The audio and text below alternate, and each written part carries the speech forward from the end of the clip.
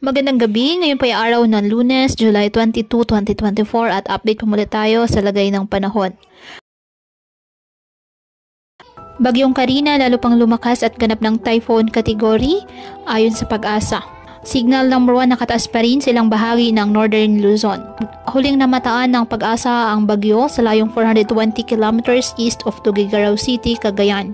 At taglay ang lakas ng hangin na aabot sa 120 kilometers per hour at may pagbugsong hangin na aabot naman sa 150 kilometers per hour.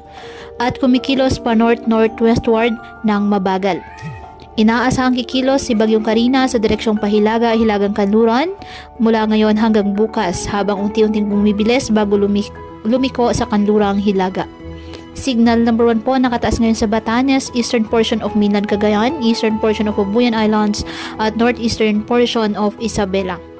Sa forecast track po ng Pag-asa, mananatiling malayo si Bagyong Karina sa kalupaan ng ating bansa at lalabas ng PAR sa Miyerkules ng gabi o Huwebes ng madaling araw.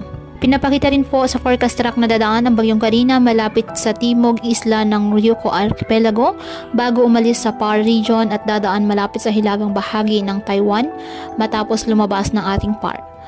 Simula sa Huwebes, kikilos si Karina sa East China Sea patungong timog silangang bahagi ng China.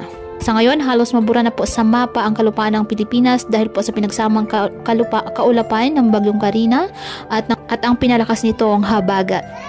Kaya patuloy po natin na pinag-iingat ang ating mga kababayan sa banta po ng mga pagbaha at pagguho ng lupa, lalo na po kapag may malalakas na ulan, at ugaliin na magdala palagi ng payong o kahit anumang panangga sa ulan sa tuwing lalabas po ng ating mga tahanan. At yan po muna ang update sa lagay ng panahon ngayong araw. Muli patuloy po tayo na mag-ingat at palaging tandaan, God loves you. Stay safe and God bless.